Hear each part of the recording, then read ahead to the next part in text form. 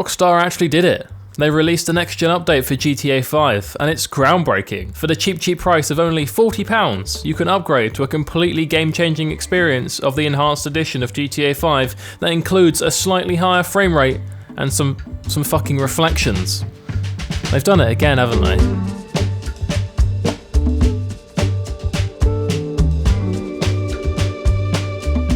Welcome to the life of Michael DeSanta, a middle-aged dad who likes to wear cargo shorts paired with sandals, so you know he's either a rich white dude or a paedophile on day release. There's really no in between. I did already make a GTA 5 video not too long ago, and we covered the life of Franklin, but I understand if you don't want to go back and watch it, as that's the old gen version, and you can really see by this side-by-side comparison, there's such a vast difference. It's basically a different game. You know Michael has made it in life because it's a Tuesday morning and he's chilling by the pool with a glass of whiskey. He even has an African American dude massaging his feet.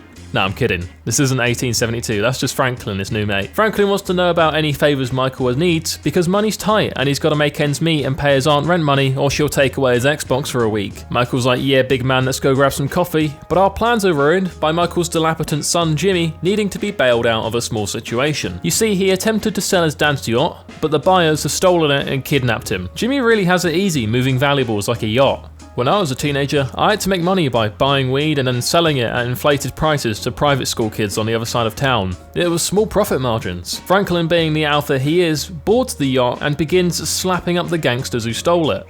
I wonder if Michael's yacht has a name like Sheila or something. Why do rich white men name their boats? Like, yeah, we get it, you have money and you have to take a pill to get an erection, you're so cool. Anyway, we save Jimbo, but they get away with the yacht, so Michael's understandably pretty angry with his son. He leaves Franklin to drop off Jimmy while he catches a cab to presumably a country club so he can de-stress and play golf with other balding rich white dudes while they discuss pressing topics like which polo shirts are in right now and what pill gives you the best erection. With this, we pop back into the life of Franklin for a wee moment, and the first thing I do is check his emails. He has a message from what I'm assuming is an ex saying they're done and she's happier being moved on with another dude. This must have Franklin down bad because she's gone out of her way to email him. Like, yeah, seeing how happy your ex is on social media hurts, or getting a text from her moving on is bad enough. But when you log onto your email to check your shipping update on an Amazon package and see your ex in the inbox, that hits different. I actually deal with the rejection really well. Instead of being sad, I just spread love and positivity, like stopping this thief from stealing a woman's purse and returning it to the rightful owner. However, this world is cruel because she doesn't even offer me an over the jeans handy, so I do what's necessary and donkey punch her while she's walking away. This is why they say chivalry is dead. I then do what all guys do after a breakup and visit the barber for a fresh trim to boost self-confidence and get the whip cleaned. We also hit up the strip club afterwards, and while I wasn't planning on getting a lappy, Michael gave us $2,000 earlier for helping him, and Franklin deserves a treat. It was enjoyable to see virtual tits ray traced and in 60 FPS,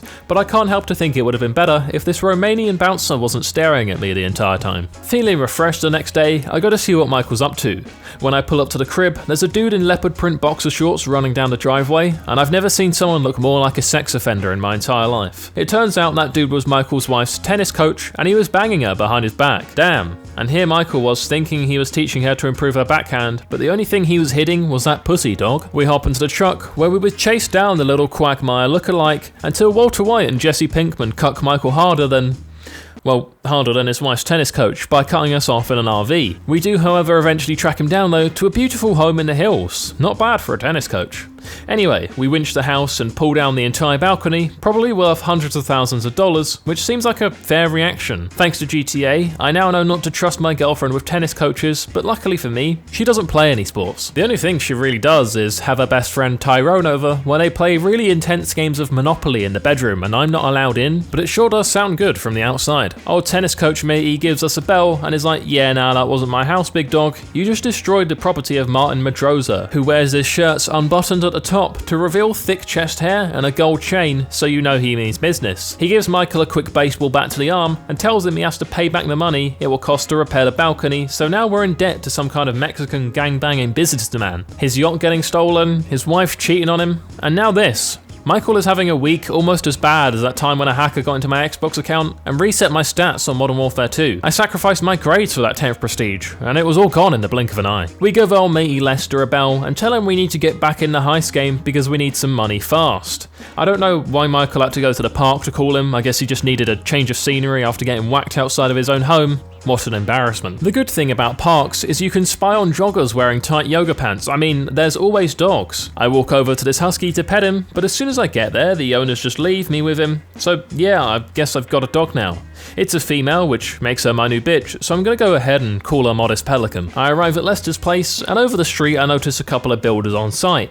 I walk over because I'm curious what they're working on, and they get real aggro with me because I'm not wearing a high vis. They thought they could take me, but I lay them all out right here in their work environment. They really need to do some team building exercises to work on that group chemistry. It turns out they're all scaffolders, so now it makes sense as to why they got so aggro with me, as they were all high on cocaine they bought using money that should have been used for their child welfare payments. Lester isn't exactly living a life of luxury for someone who's organised many a bank heist over the years. I mean, my man can't even afford knee surgery. My 86-year-old granddad is more agile than him, but he's also just a beast, so it would be unfair to compare other people to him. No joke, he wiped the floor with me at bowling not too long ago, and he also played a round of badminton with me. Shout out to my granddad, he's 86 and still smashing life. That man's an inspiration. Anyway, Lester wants me to infiltrate Life Invaders' headquarters, who are basically GTA's version of Facebook. I've got to make sure I'm wearing a fit that makes me blend in there, so I head to the clothes store and come out looking like a high-functioning autism, so I'm ready to go. I strike up a conversation with one of the workers outside by lighting a ciggy for him. You can get any smoker to like you by just carrying around a lighter, because despite being smoking all the time,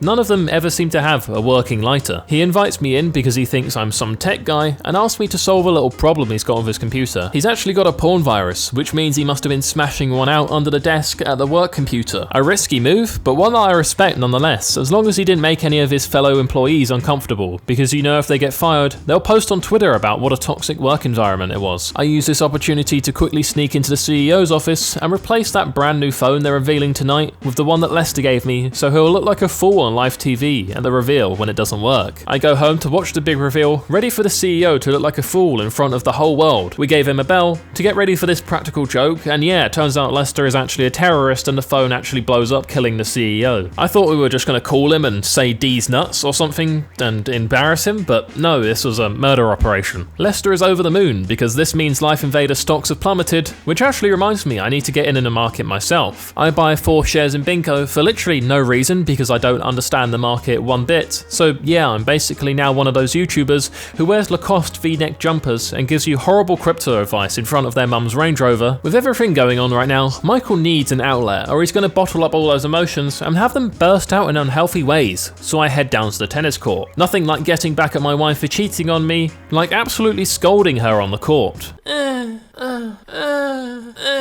What are you doing? Sorry, I'm playing tennis on GTA. I'm just making realistic sound effects. Jesus Christ.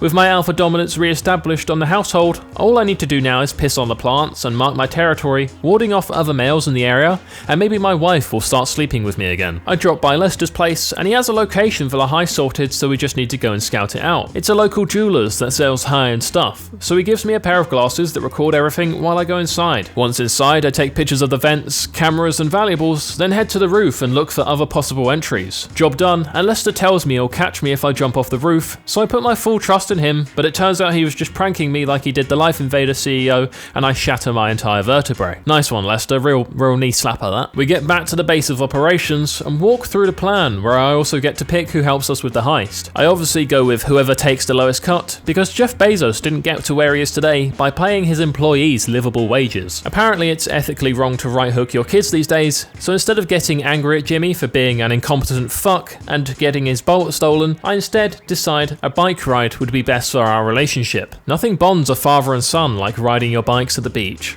We decide some friendly competition can't hurt either, so we race to the pier, and I proceed to absolutely smoke the little fat virgin. You see, the key to being a good dad is never letting your kid win so they have a fragile ego, and constantly rejecting their needs for validation. Jimmy then lets us know our daughter Tracy is out on that big boat with a few adult filmmakers. Michael is then suddenly stripped down to his shorts, and the game wants me to dive in the water, but I have a better idea. I pick up the mountain bike and pull a sick 360 on my entrance to the water. Yeah, that won't be getting any perfect scores at a diving competition, but the steez was unreal. Ah, the good old days of 2013, when if you wanted to get paid for being naked on camera, you had to audition on a black leather couch and suck a few peens. These days, you can just do it from the comfort of your own home, and charge men extortionate monthly subscription fees, which also have a hidden 20% VAT if you're in the UK. Just a fair warning. I know that because a friend told me, I swear. Anyway, me and Tracy hop on a jet ski, but she must have been really good at sucking dick or something, because they chase us down, so I have no choice but to commit murder right in front of my own child. Wow, what a family day out, eh? These kids have such an unpredictable dynamic, with my daughter being a slag and my son being a fat, sweaty virgin who doesn't leave the house. This next-gen version of the game, while an enjoyable upgrade, is the biggest scam I think Rockstar have ever done. 17 quid for the upgrade if you do it by June, but if you don't do it by June, you have to pay £40 for some ray tracing and a 60 FPS performance mode. This shit should be free. So many other companies have done updates like this for free, but no, Rockstar is like 40 quid please. Anyway, thank you guys for watching. If you do want to see more GTA, I'd be happy to play more. I do really enjoy the story mode, and I haven't played it through for a long time, so I would love to make more content on this game. The Witcher 3 will be my next video, so do not sweat, that's coming back as well. Thank you guys for watching, I really do appreciate it, and a big thank you as always to those of you who've clicked the join button and become a member of the channel. Thank you for watching, I love you all, and I'll see you all in the next one. Bye-bye. I just want to give a massive shout out to my motherload Voiy Bois and above, Björn Van Den Hatter, TheGamerTeg, zyfin Productions. Thank you guys for your support.